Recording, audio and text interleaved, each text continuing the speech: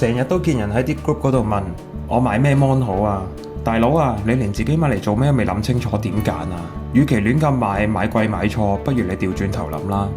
如果你係用嚟揾食 Excel、Premiere Pro、Photoshop 嗰啲，而家啲 mon 咁平，直上 4K 唔使諗，尺寸最好32寸以上，預算夠嘅買21:9甚至32:9，一次過開3-4個視窗都仲有位剩，工作效率直接起飛。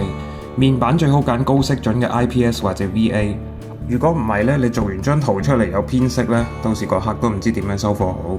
記住啊，你個 mon 用嚟養妻活兒㗎，唔好慳個少少啦。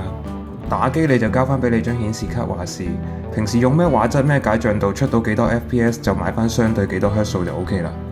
尺寸方面分3類，如果競技類 game、CS 啊、Apex 嗰啲槍 game 最好24至27寸，唔係咧你個 mon 太大，你個頭擰嚟擰去咧，你未見到人你自己條頸硬咗先啦。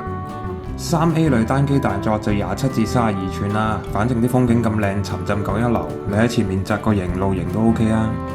打 FIFA 打 NBA 賽車 game 就21:9或者32:9啦，兩邊龍門籃框一次我睇晒，玩完車 game 去考牌都唔驚俾人話你冇望後鏡。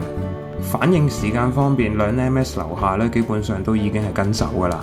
如果你預算有限，部機得張3060，唔打算換卡嘅話，就乖乖地揀翻 1080p 144Hz， 唔好發夢用 2K 啦，你張卡會喊噶，俾你上到去 2K， 但係要降畫質，到最後睇嘅嘢仲差咗，何必呢？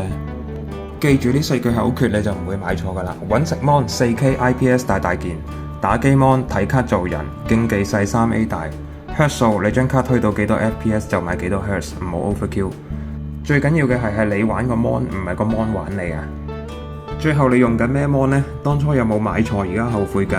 留言分享你嘅買 mon 黑歷史，等大家一齊開心下笑下都好啊嘛〜